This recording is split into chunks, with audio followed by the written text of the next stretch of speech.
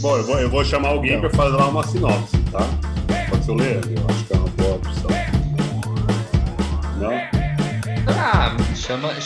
Fala que você vai chamar o Leandro, mas você chama outro, entendeu? Pra Tá deixar a bom. pessoa no valor. Justo. Eu não ter esses combinadinhos antes, tá certo. Bom dia, boa tarde, boa noite, planeta galáxia. Somos Obsessões, o podcast dos Sessões. Estamos mais uma semana aqui reunidos e hoje para falar de um fenômeno do cinema nacional. Vamos falar de Mazzaropi, uma grande filmografia que ele tem. Escolhemos Jeca contra o Capeta. Mas para falar um pouquinho, né, só para a gente já começar a maciar a carne do Capeta, Fernando, faça uma sinopse sobre Mazzaropi, Jeca, o Capeta e esse interiorzão do Brasil. Eu assisti o filme e assisti outros também dele. E na minha cabeça confundiu tudo. Eu assisti o do Xerife, o do Capeta e a Banda das Velhas Virgens, entendeu? De modo que eu não lembro muito bem a história. Eu vou te lembrar então, Fernando. Lembra aí. A história do Jeca contra o Capeta começa com uma notícia de que o divórcio tinha sido aprovado. Então, com toda essa história do divórcio, a cidade fica numa polvorosa ali. E daí a gente vai andando, caminhando, né, conhecendo melhor os personagens. Jeca, que é o Mazzaropi, ou Poluído, cada hora chamam ele de um nome. Tem lá uma mulher que é muito fã dele, né? Que quer porque quer separá-lo, porque ele é um homem casado. Ele tem filhos e assassina um camarão, que camarão que dorme a onda leva. E daí rola toda a história de fofoca, rola lá um Jesus, e por aí vai, Fê. É isso aí, Fê. Agora a conta do Jeca com o Capeta, com o Mazzaropi, com Jesus, com o diabo, com o cachorro embaixo da cama. O Jeca contra o Capeta, pra mim, foi eu vou mandar logo a real no reto, sacou? Eu assisti 3 ou 4 filmes dele. Aí no Jeca contra o Capeta tinha aquela porra daquela informação do Museu do Mazzaropi em cima do filme, já me deixou puto. E eu não gostei do filme. Achei um filme ruim. O Jesus é a única parada que salva, mais ou menos, porque parece o cara do Jesus Cristo Superstar, tal, um Jesus massa. Mas, assim, a história para mim foi longa. Me deu a impressão de ter que olhar no relógio para ver quantos minutos já tinha passado do filme, saca? Eu fiquei com essa sensação. E essa sensação se repetiu também em outros filmes do Mazza. Eu assisti a Banda das Velhas Virgens e O Grande Xerife. Foi bom porque eu queria conhecer e acho que eu vou conhecer mais aqui. Provavelmente vocês devem ter opiniões distintas das minhas. Teve alguns momentos que eu ri, alguns momentos foram engraçados, mas não foram uma risada profunda. Eu nunca achei engraçado caipira. Sempre odiei festa junina, quando tinha que se vestir quando era criança. Sempre odiava. Então, é isso. Minha opinião nesse momento é essa. Talvez eu mude, dependendo das críticas que eu vou ouvir aí de vocês. O que você achou, Matheus? O Matheus que está de volta ao Obsessões. Valeu, Fernando. Muito bom estar de volta. Eu acho que o Mazzaropi é uma ideia, né, cara? É uma coisa, assim, que é um arquétipo, vamos dizer. Porque você vê vários filmes e você se confunde entre eles.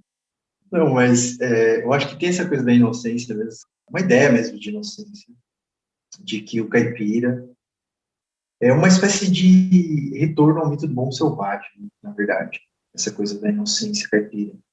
Porque tipo, você tem a ideia de que as pessoas que não vivem no contexto urbano, que o momento que tem a explosão de filmes do Mazzaropi, né? Quando a gente está vivendo êxodo rural, as pessoas estão indo para a cidade e as pessoas têm saudade da roça. Né? É isso que acontece naquele período. Eu acho que o cinema do Mazzaropi representava muito isso para as pessoas, né? E que mostrava aquele mundo do qual as pessoas foram obrigadas ou, enfim, quiseram sair. O Poluído, que é o personagem do Mazzaropi, eu acho que foi uma das coisas que eu achei mais legal do filme. Na verdade, foi o nome. do personagem, que é poluído, e tem algumas vezes que ele é chamado também de poluição. Ele fica lá, né, fazendo essa reza lá. Não existe uma história, assim, tão coesa, né? Parece que você tem núcleos ali, ele vai para a montanha, aí depois ele volta. Fio condutor é a Dionísia, né, que ama o poluído e quer desfazer o casamento. Para isso, tenta fazer uma chantagem, vamos dizer assim, né, tentando acusar o filho do poluído de ter matado o camarão. Então, tem um pouco de drama policial, aquela coisa de cidade pequena e tudo. Eu acho que é algo que não tem como passar sem a gente comentar. Mais tarde eu volto aí para outras coisas.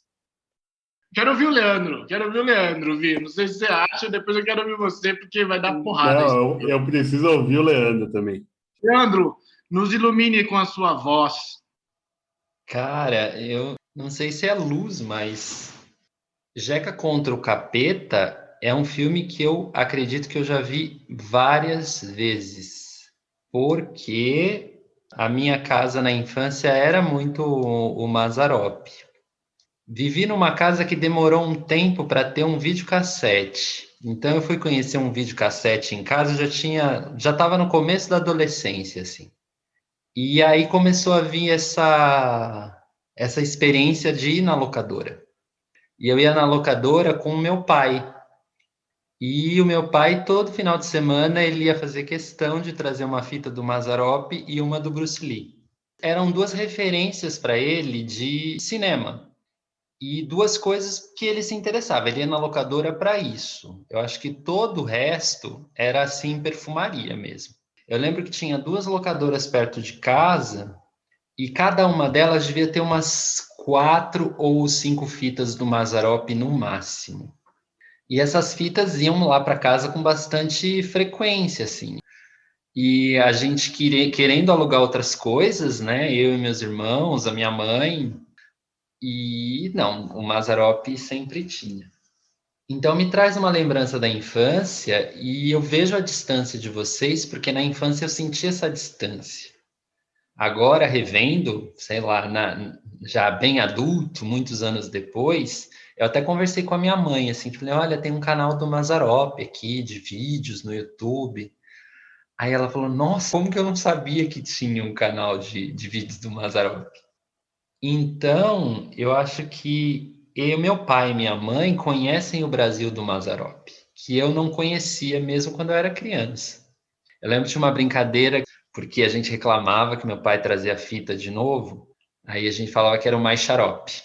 Ai, de novo a fita do Mais Xarope? E ele e minha mãe iam rir de novo do Jeca contra o Capeta. Iam rir de novo da Banda das Velhas Virgens. Meu pai nunca foi muito de atuação, sabe? Mas os trejeitos do Mazzaropi ele até copiava, assim, vendo o vídeo, assim, era um olho brilhando em cima daquilo. Hoje, à luz de 2021, claro, qualquer filme que você ver que é da década de 70, 50, 60, você tem que pôr essa lente do tempo em cima e foi produzido no Brasil. Produzido no Brasil numa época do Brasil ditadura, uma época dificílima de fazer cinema no Brasil. Aliás, nunca foi fácil fazer cinema no Brasil. Mas tem o mérito das pessoas se enxergarem na tela e fazerem as pessoas irem ao cinema. Com aqui uns dados talvez confiáveis, esse filme teve 3,5 milhões de pessoas indo ao cinema. Fica imaginando essa massa de pessoas, né, tomando seu banho, se perfumando e indo para o cinema. É muita gente. E o Mazzaropi, ele defendia, pelas coisas que eu li, essa coisa de uma indústria de cinema nacional. E eu acho que todas as críticas, que talvez sejam muito até aceitáveis com relação a ele, né? E o Jeca contra o Capeta é um nome que você olha para o filme e fala assim, você espera outra coisa, né? Mas é um nome de apelo, porque o cinema do Mazzaropi era de apelo. Era um tempo que ele só tinha a bilheteria para pagar o filme dele, pagar a produtora dele. A história do Mazzaropi não é uma história de vida muito fácil. Começa no rádio, na televisão, como muita gente começava, sobretudo no rádio. Um dia ele faz cinema, ele vê que no cinema ele não consegue ter uma vida financeira como ele gostaria de ter sendo ator. Ele fala, o cinema está cheio, mas o meu bolso está vazio. E aí ele vai montar a produtora dele em Taubaté. E eu tenho mais para falar, mas eu vou deixar vocês falarem agora, depois desse tapete que eu coloquei para vocês pisarem, tá bom? Vou pisar até com cuidado agora, depois dessa. Ai, ai. Legal, Lê, legal. Eu realmente também eu nunca tive contato com o Mazzaropi. Sempre fugi mesmo, né? Nunca acabei me interessando e foi legal pra caramba ter conhecido um pouquinho, pelo menos, né? Com a oportunidade aqui, com essa escolha maravilhosa do Matheus, de a gente ver o Mazzaropi. Mas o filme em si, por mais que eu acho que tem até alguns pontos que são contemporâneos, né? Porque a gente está falando de um filme que começa com uma fake news, que é a aprovação da lei de divórcio, que era uma mentira, que foi só uma chantagem mesmo que a Dionísia faz só para conquistar o Mazzaropi, né? É muito simplista, porque o filme é realmente muito simplista, não tem grandes acontecimentos, a não ser Jesus que desce na Terra, né? Ali de alguma forma, sabe-se lá como. Ele aparece e o capeta também aparece, né? Então, são as figuras que aparecem que são que dizem muito também sobre exatamente isso. Não vou falar panfletário pró-ditadura, mas low profile, né? É um cinema politicamente correto, digamos assim, para a época. Então, ele vai lá e corrobora sempre com a religião, ele bate papo com Jesus, bate papo lá com o padre. Por mais que os padres tenham uma hora lá que eu fiquei com uma vergonha alheia do capeta, os padres batendo na galera, eu fiquei um pouco incomodado com aquela cena. Rola um Bruce Lee dos padres com os carinhas lá da... Puta, foi maravilhoso aquilo.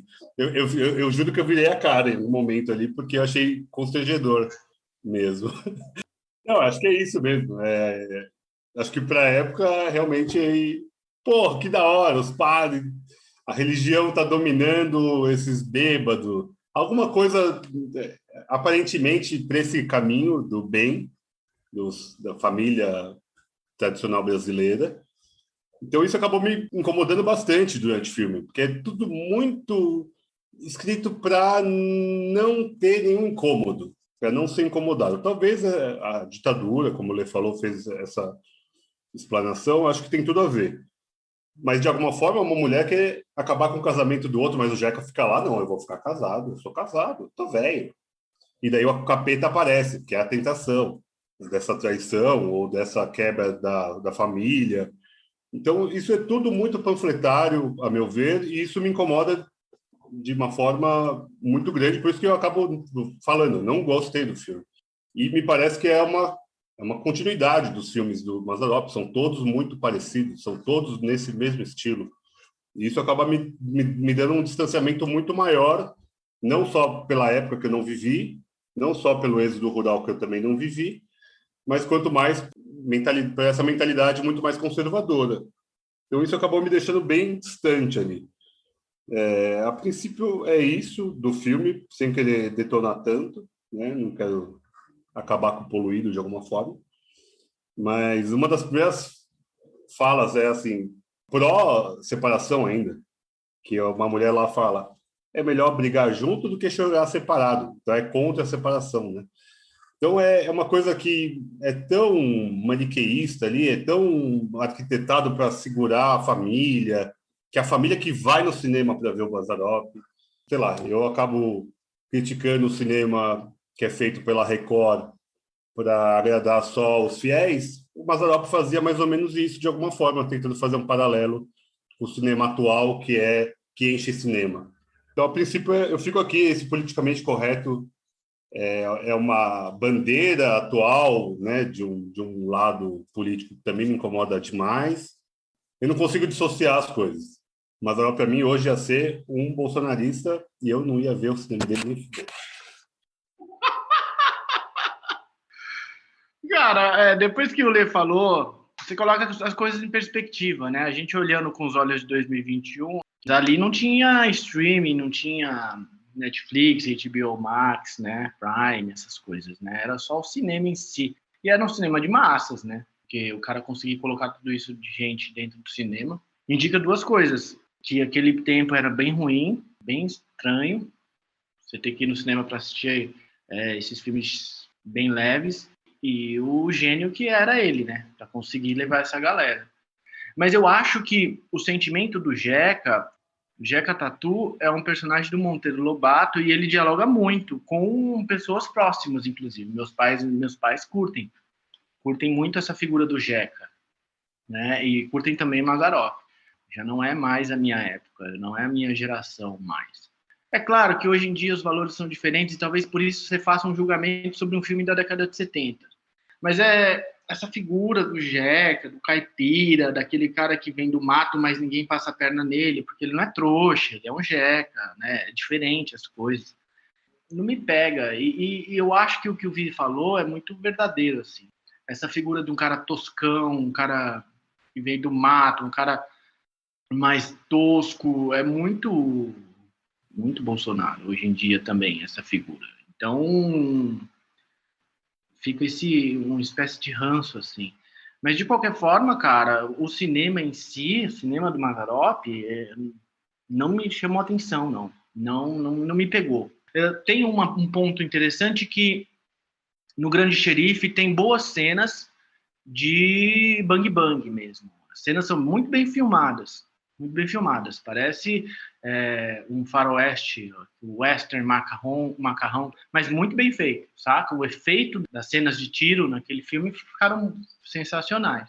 E a cena das lutas também, até porque são longas, né? Não tem muitas cenas longas de luta, e ali os padres ficam descendo o sarrafo durante, sei lá, 7 minutos. Cara, aquela cena é animal. Você fica olhando e fala, cara, não vai acabar isso. Os caras não param de rolar no chão. É bem legal. Mas tem isso, saca? Eu só quero me fazer entender para não parecer que eu tô cuspindo num patrimônio histórico, tá ligado? Longe de mim querer fazer isso. Mas tem esse problema. Eu sinto quando eu assisto os filmes, assim. Vou complementar um pouquinho aí. Eu acho que eu partilho do sentimento tanto do Fernando quanto do Vitor, mas eu assisto numa boa, assim, eu acho que o que me faz assistir com interesse é o que o Leandro falou, que é uma memória familiar. Eu acho que isso gera um laço emocional, que a gente se lembra, né? Mas eu acho que o Vitor desenhou muito bem a figura do Jeca. Eu acho que o mais interessante de trazer o Mazzaropi para a conversa não é necessariamente fazer a avaliação como narrativa cinematográfica ou mesmo uma crítica, mas contrastar esse material que o Mazzaropi produziu com a maneira como a gente foi se construindo, né? Tipo, enquanto, por exemplo, meios de comunicação. Tivemos, sei lá, cinema educativo, décadas antes, né, do Mazzaropi, vários momentos em que o rádio esteve presente.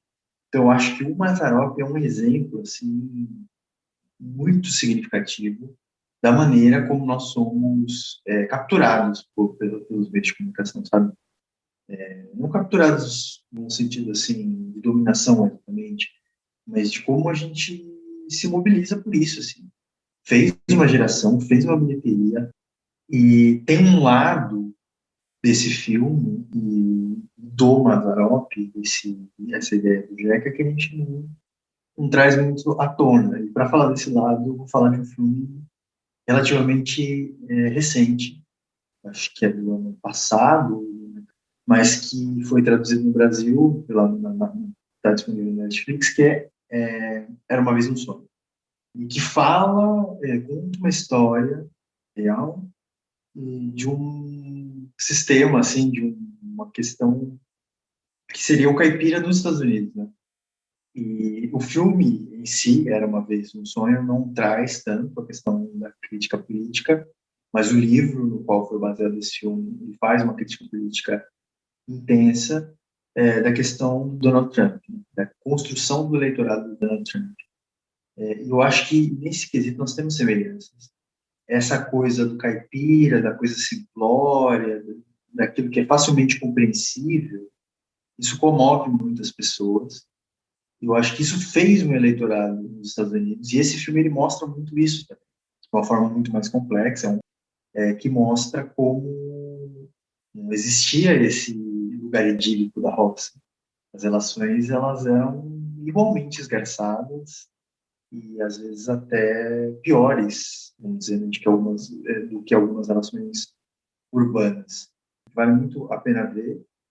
E eu acho que esses contrastes eles nos dizem muito, sabe? Tipo, quando a gente tem agora um momento em que as pessoas elas querem uma espécie de retomada, né? É como se a gente não sabe, né? Como a gente não sabe qual é o nosso lugar, a gente não sabe qual é a nossa identidade, existe esse ímpeto de você tentar buscar um mito de origem. E o Mazzaropi é um mito de origem completo, né, gente? Um mito pronto. E esse retrato, vou fechar aqui a fala, citando um texto que provavelmente deve se tornar um filme em breve, que é o texto, um conto chamado Menina Caminho, um escritor brasileiro muito querido meu, que é o Raduan Assar. E esse texto, ele narra as andanças de uma criança em uma cidade pequena, né? Uma cidade do interior. Matheus fosse Raduan Assad para o Mazzaropi, ele é muito gênio, né? Não, mas tem um motivo, cara. Tem um motivo. Menina Caminho possivelmente vai ser filmado pelo Luiz Fernando Carvalho, né? A partir de conversas com o Raduan e o apoio do Augusto Massi, que é amigo também do Raduan, estudioso da obra do. Enfim. Mas o que eu ia falar do Menina Caminho é que nas andanças da menina, nesse conto, ele é um arquétipo da cidade do interior. Ele mostra justamente a malícia que existe nas relações de uma cidade do interior. Ele tenta quebrar, vamos dizer assim, essa questão idílica, né? E eu acho que é desse cenário que o Mazzaropi está partindo, né? De uma ideia que sustentava as relações sociais, de certa forma, esse tipo de cinema, esse tipo de entretenimento. O entretenimento, ele sustenta as relações sociais também. Hoje a gente tem uma vida baseada na Netflix. E isso, de certa forma, sustenta nossas relações sociais. Afinal, a gente segue aqui conversando também sobre os filmes. E eu acho que é isso que deu essa sobrevida também para o Mazzaropi, que nos está muito presente agora, né? Tipo, quem do passado seria agora bolsonarista? E a gente tem boas pistas, mas o que eu acho que a pista mais interessante não é nem essas boas pistas que nós temos, mas a ideia de a gente pensar nisso. Do quanto a gente está cansado do contexto atual, mas de como isso já estava presente, né? Eu citei há tempos atrás o documentário do Castor, né? Que acho que é Doutor Castor, disponível na Globoplay, que também mostra bastante dessa questão do submundo, vamos dizer, e eu acho que são esses personagens. Vamos dizer, se a gente pensasse, o Dr. Castor não se enquadra nisso, né? Mas na chave do humor, os Trapalhões e os Mamonas Assassinas, por exemplo, Mamonas Assassinas, seriam bolsonaristas? Eu acho que sim, né? E isso não retira, vamos dizer, né, o laço, né, que foi produzido pela existência deles, né, por todo esse material. Mas essa coisa irreverente, né, o Mazzaropi, uma coisa que eu não queria deixar de citar, que é o modo dele andar, né, gente? É uma coisa assim que ele era um bom ator, né? Ele fazia um estilo de cinema ali que a gente hoje olha e às vezes não tem tanto interesse, nós, né? Mas é um personagem interessante, apesar de ele fazer o mesmo personagem dos filmes, mas, cara, aquele jeito dele andar é uma coisa meio clownesca, meio caipira, meio... É poluído, assim mesmo. É um cara poluído. Ele tem aquele trejeito, e aquilo é como se completasse a personagem, né? Além de tudo, ele tem um jeito todo especial de andar, né? E isso tem muito a ver com o popular, né? Vai na praça, na cidade.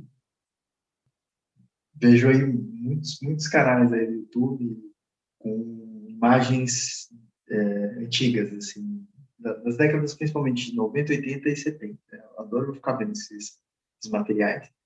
Tem muita imagem de TV, gente, na praça, e você vê aquelas pessoas, assim, e por mais louco que seja, nós, de certa forma, sempre fomos assim, né?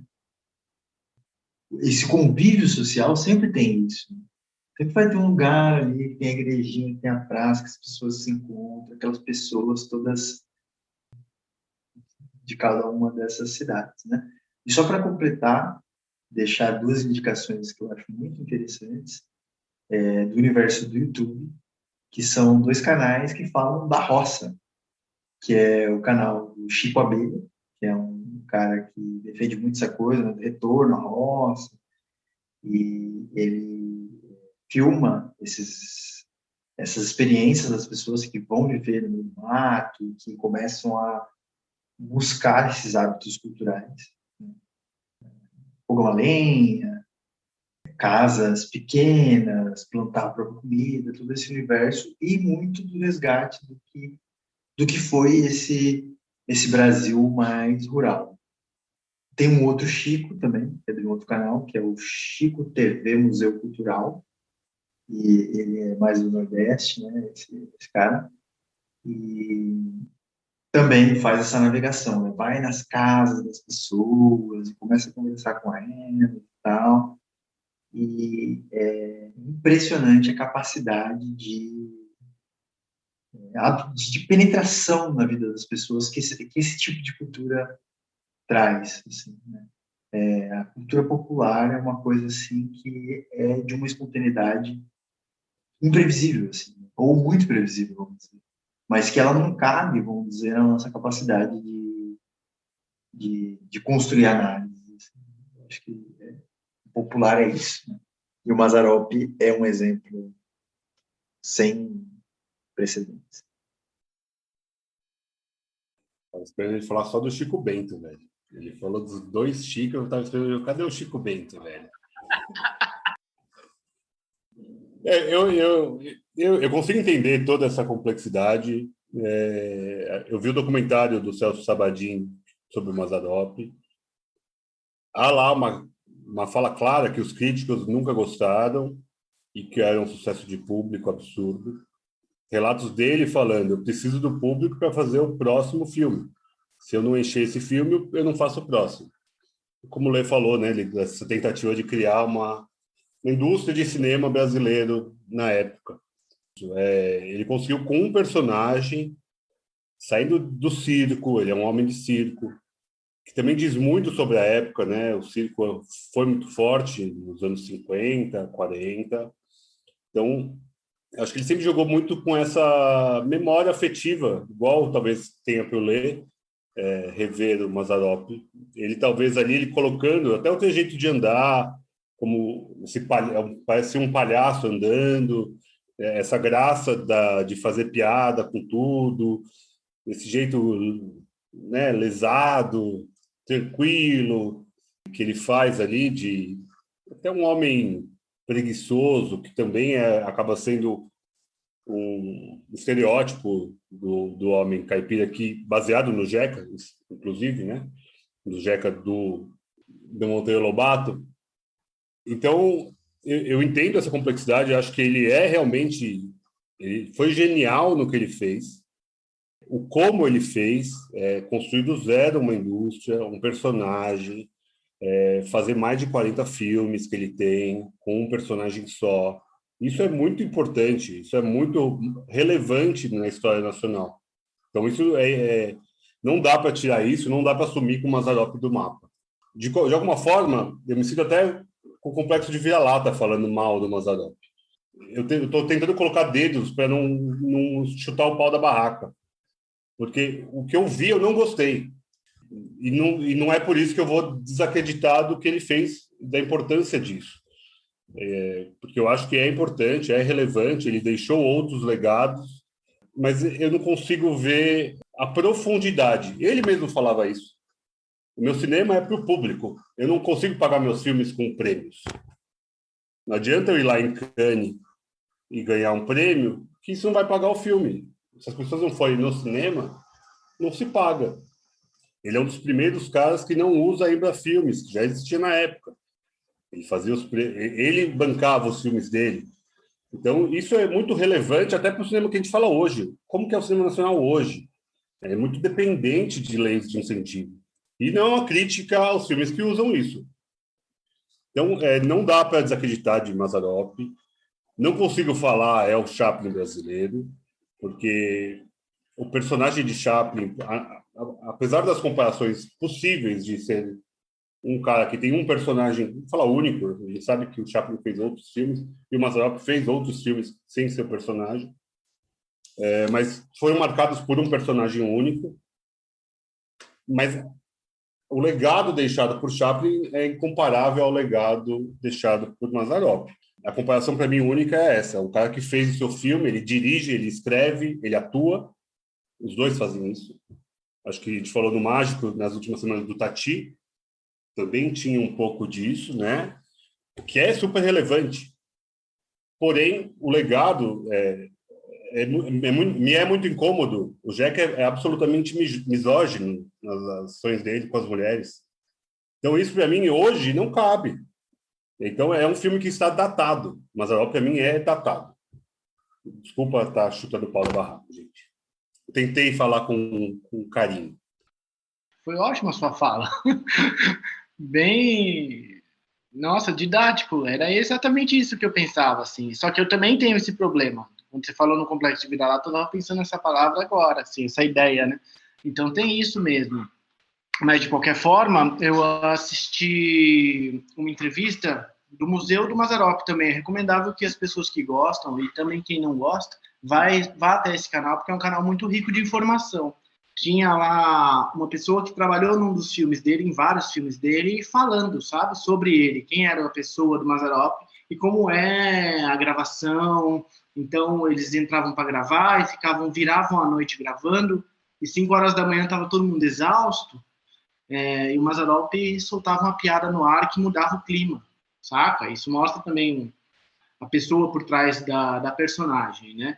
E essa pessoa também que dá a entrevista, eu não lembro o nome da mulher, e ela fala que estava passando por maus bocados do ponto de vista financeiro, sendo artista na década de 70. Uma realidade muito próxima de qualquer artista hoje, eu imagino.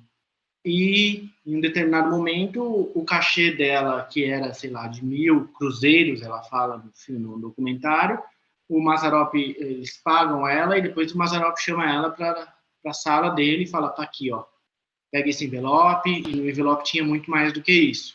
Eu queria tacar pedra no Mazzaropi, porque eu respeito a imagem dele e tudo que ele fez. Acho que sua fala, Vi, ela sintetiza tudo que eu queria dizer, assim. E aí, Leandro? Quero ouvir sua voz. É muito louco isso, porque eu estou fazendo aqui buscando aqui as minhas referências dos filmes que são grandes bilheterias do Brasil. Esses filmes estão todos nessa época, anos 70 e 80, que era quando, de fato, as pessoas iam aos cinemas para assistir filmes brasileiros. E por que isso não se consolidou, sabe? Para mim fica até uma lamentação mesmo. Em algum momento a gente conquistou esse público de cinema e por N motivos, que eu não vou saber aqui elencar quais, a gente perdeu esse público do cinema nacional. E eu acho que em algumas entrevistas o Mazzaropi falava que ele queria ver essa indústria mais forte, porque cinema é indústria. A gente às vezes usa a palavra indústria com algum preconceito, não relaciona ela com a arte, ou são coisas que parecem diametralmente opostas, mas não são. Para fazer um cinema você precisa de indústria. É uma arte de massa, ela é grandiosa e qualquer filme vai envolver centenas de profissionais. Você imagina uma produtora ou manter essas produções rodando e sendo distribuídas nas salas desse Brasil que é continental e conseguindo chegar às pessoas. A gente não conseguiu. E conforme a gente percebe as atuais políticas do governo federal, dos governos estaduais, a gente não vai conseguir tão cedo. Eu acho que nós aqui, que temos 30 e poucos anos, que não vimos esse auge das pessoas indo ao cinema para ver filmes nacionais, provavelmente não veremos. E isso é bastante triste. Na verdade, a gente tem, um desestímulo à produção, e mais que isso, se vocês forem pensar aí na Cinemateca, a gente tem até um desestímulo a manter essa memória acessível. Então, você não pensar nem no presente, nem no futuro e nem no passado de uma arte enquanto gestor público, gestor cultural, e não ter um grupo de pessoas que estejam assim trabalhando nisso com força, sabe? É muito triste para a história de um país, na verdade, qualquer lugar. Eu falo país por causa dessa noção que a gente tem de patriotismo, né? As pessoas estão aí à frente dos governos, elas batem no peito e dizem que são patriotas. Mas um patriota que não defende a cultura, ele não sabe o que é um patriota. Ele não tem uma ideia de nação que seja assim concebível. Então, eu acho que eu vou finalizar minha fala aqui. Muito lamentosa fala, inclusive. Parabéns, Lê. Muito bem colocado. Mas, o Lê, gostei muito do que você falou e queria aproveitar e puxar aí para a gente conversar um pouco sobre essas bilheterias. A gente estava, antes da gravação, falando aqui, né? E é curioso, de fato, ver essa lista de filmes.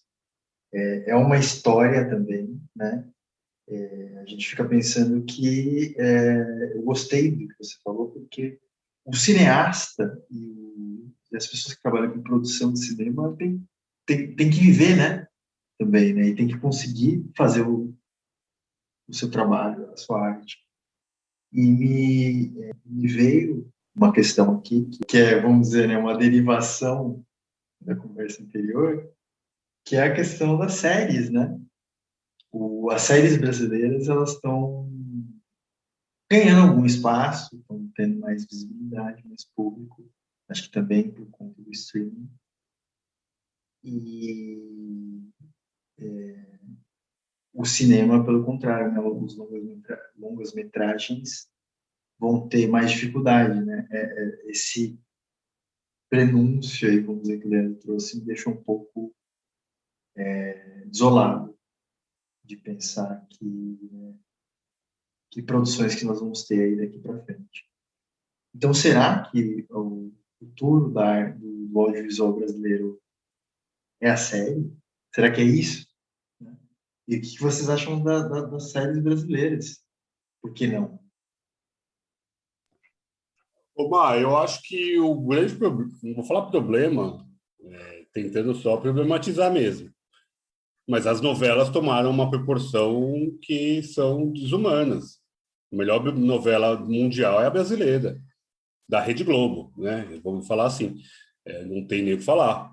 Por mais que a Manchete, em algum momento, teve uma boa capacidade de fazer ali no começo dos anos 90, tudo mais, uma novela diferente, mas isso tirou muita gente do cinema.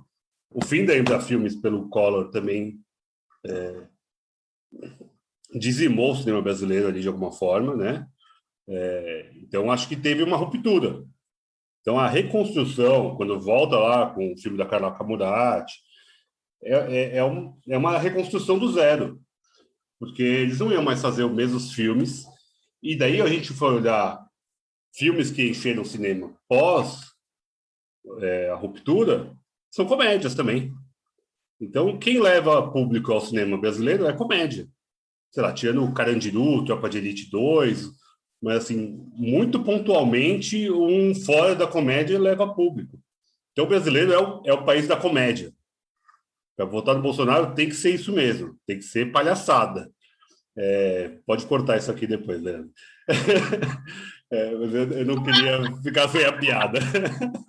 Não, mas Vitor, nós somos palhaços que fazemos graça para nós mesmos. Para nós mesmos, é isso. A gente está rindo da nossa cara. Fazemos graça diante do espelho, sabe? Sim. E é isso. Eu acho que é essa a comédia do Brasil. A gente ri da gente mesmo e ri da nossa própria desgraça.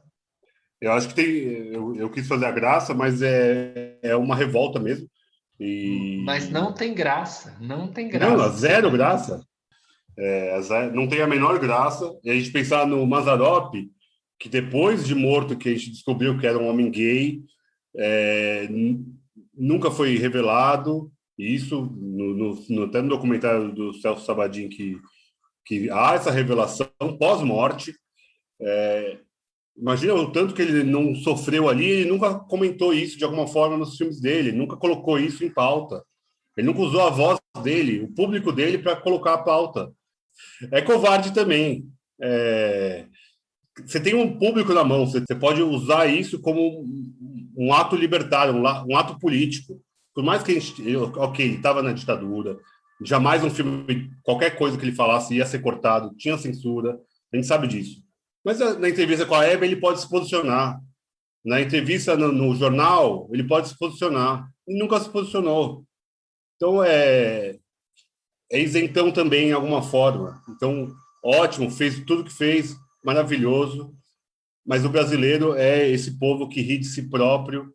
E quando vê um filme de favela, quando vê um filme de homossexual, quando vê um filme do sertão atual, não se reconhece. Por quê? Porque não olha para o espelho de verdade. Só quer rir. Só quer gracinha. Isso é ridículo. É triste. Eu estou com uma fala idiotamente exaltada, mas é porque realmente isso me incomoda demais. Me incomoda demais. O brasileiro só quer ver a desgraça, então vai ver o Datena, vai ver o Siqueira Júnior, ou vai ver a gracinha de qualquer comediante. Infelizmente, o Paulo Gustavo morreu agora, mas era um dos grandes caras que levou o cinema brasileiro. Grandes massas foram ver ele. E um cinema que também não me agradava. Não é porque morreu que eu vou falar que é legal. Para mim, eu também não via muita graça. Porém, ele tem todo o mérito de colocar ele lá. E levou a família brasileira para ver um homem gay no cinema. E se posicionava com isso. Então, não dá para falar que o Paulo Gustavo é menos que o Mazzaropi. Ponto final. Matou a pau. Gostei da fala. Representa. Revoltado. Desculpa, gente, me exaltei. Mas olha, até falar para vocês, gente, que essa lista aqui, né? Vai ter o top? É isso? Vai ter o top? Não. Indicações?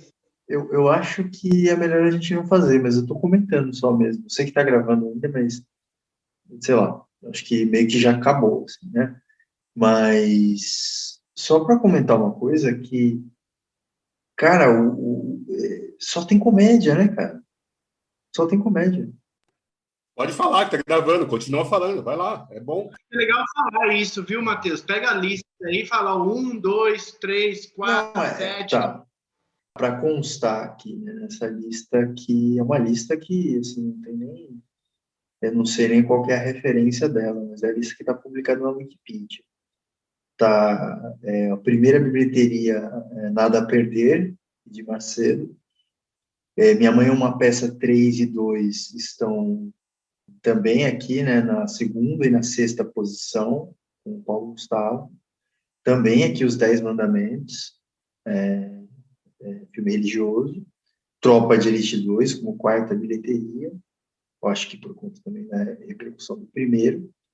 Em quinto, a gente tem aqui mais uma obra icônica, né, Dona Flor e seus dois maridos, que, veja, né, tem um brasilianismo aí também na coisa. Né? O Dona Flor e seus dois maridos é um ícone das narrativas brasileiras, mas a gente gosta de rir, de certa forma. Então, o que eu queria contrastar na fala do Vitor, na verdade, aproveitando, eu estou lendo aqui a lista, a gente vai precisar continuar. E para que a gente continue, a gente vai ter que rir. Que esse riso não seja a nossa perdição, assim, né? Que não seja esse riso babaca, né? A gente poderia, inclusive, até pensar em obras do cinema, do audiovisual, que trazem o humor de uma forma menos babaca. Eu acho que essa é uma interrogação que a gente pode se fazer, de repente, para uma outra pauta, em um outro momento. Sim, tem grandes fenômenos de bilheteria do cinema nacional reconhecidos. E assim, eu acho que são até tags. Vamos colocar na categoria tags. Você tem A Chanchada, você tem Xuxa, Trapalhões, Sônia Braga e Mazzaropi. Eu acho que nessas 5 tags você fecha as grandes bilheterias do cinema nacional e, mais recentemente, uma outra tag poderia ser o Paulo Gustavo. E os filmes religiosos, né, Lê? Que engraçado todo aquele problema, né?